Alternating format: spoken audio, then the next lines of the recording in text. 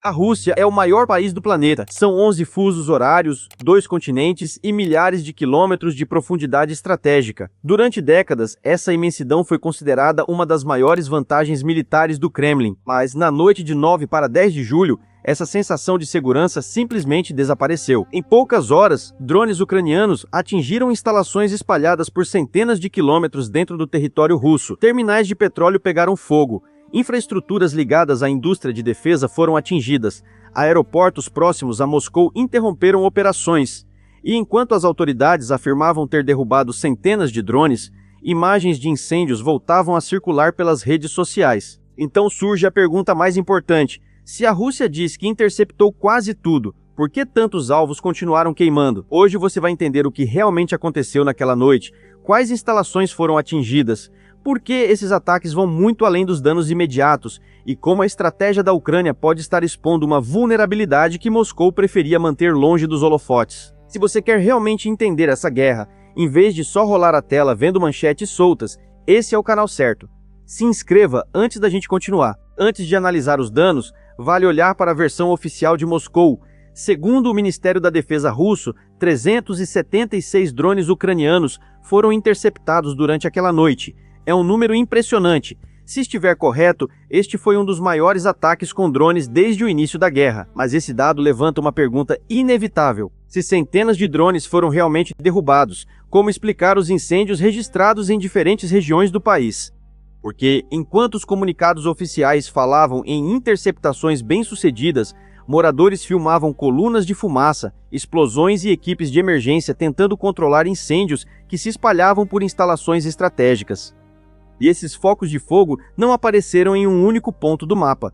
Eles surgiram em locais separados por centenas de quilômetros, atingindo infraestrutura ligada ao petróleo, ao transporte e possivelmente até à indústria de defesa russa. Na prática, independentemente do número de drones abatidos, uma coisa é inegável: parte do ataque atravessou a defesa aérea e alcançou seus objetivos. Agora vamos entender exatamente onde isso aconteceu e por que alguns desses alvos podem ser muito mais importantes do que parecem à primeira vista. O dano mais pesado caiu sobre o Oblast de Rostov, bem na fronteira com a Ucrânia. Na cidade portuária de Taganrog, os drones atingiram o terminal de petróleo Kurganneftprodukt, uma instalação cuja função é justamente carregar combustível russo em navios destinados à exportação. Moradores locais filmaram uma fumaça preta e espessa cobrindo o porto por horas, e as autoridades russas depois confirmaram evacuações perto do local. Taganrog não parou de queimar por aí. Perto dali, um incêndio também começou próximo ao Colégio de Aviação da cidade, a instituição que forma engenheiros e técnicos para a indústria aeronáutica russa.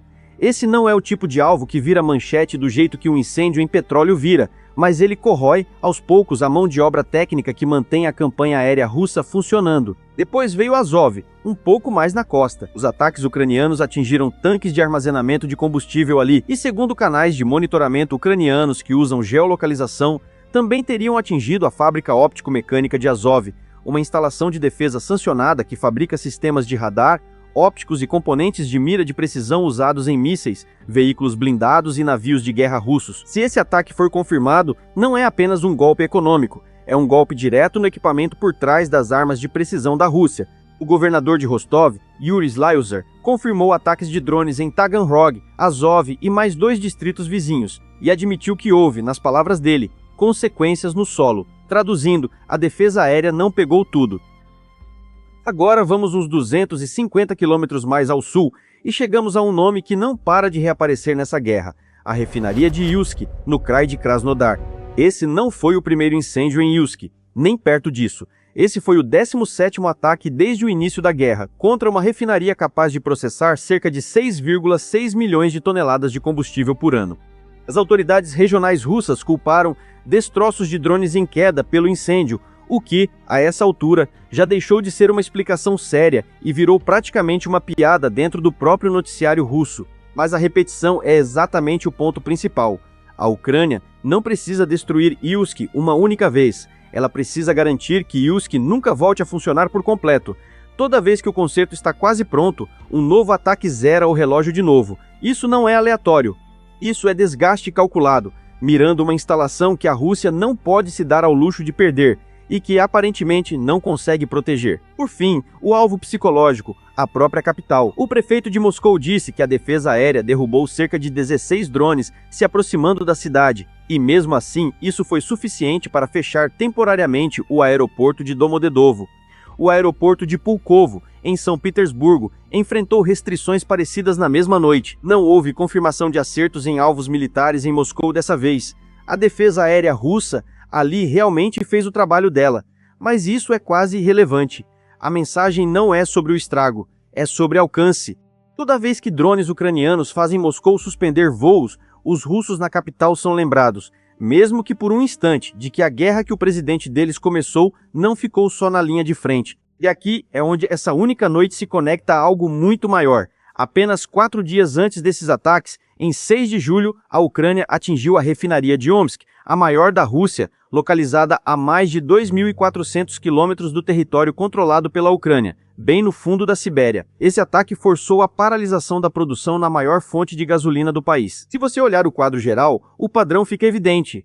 Segundo o próprio Estado-Maior ucraniano, essa campanha de drones já desativou entre 1/4 e mais de 40% da capacidade total de refino de petróleo da Rússia, dependendo de qual análise você considerar, com perdas estimadas acima de 13 bilhões de dólares desde agosto do ano passado. Todas as 10 maiores refinarias da Rússia já foram atingidas pelo menos uma vez em 2026. Isso já não é mais uma sequência de ataques com sorte.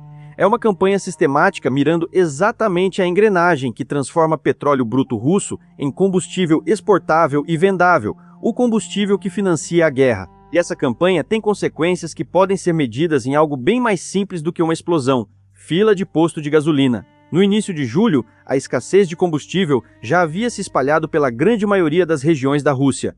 Algumas declararam estado de emergência local. A Crimeia chegou a proibir totalmente a venda de combustível para civis. Motoristas em várias cidades do país, incluindo Moscou, foram registrados esperando horas, às vezes a noite inteira, só para encher o tanque, com limites de racionamento chegando a apenas 20 ou 30 litros por veículo. O próprio Putin admitiu publicamente, em uma rara declaração, que a Rússia está lidando com o que ele chamou de déficit temporário, embora tenha insistido que a situação está sob controle. Estimativas independentes sugerem outra coisa: isso já afeta dezenas de milhões de russos comuns, que não tem nada a ver com o campo de batalha. Esse é o verdadeiro valor estratégico de noites como essa de 9 para 10 de julho. Não se trata só de uma refinaria pegando fogo no noticiário. Trata-se de um dano acumulado que a Rússia não consegue consertar na mesma velocidade em que a Ucrânia consegue atacar, espalhado por uma cadeia de suprimento da qual os russos comuns dependem todos os dias. A Ucrânia não está tentando vencer essa guerra tanque por tanque. Ela está tentando tornar o custo de continuar a guerra visível em cada fila de posto, em cada atraso de aeroporto, em cada voo desviado. Um custo que Putin já não consegue mais esconder da própria população, mesmo com um aparato de mídia construído exatamente para esconder esse tipo de coisa.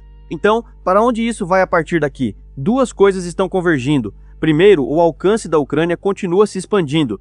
Omsk, a mais de 2.400 quilômetros, era algo impensável nos primeiros anos dessa guerra, e agora é uma capacidade comprovada.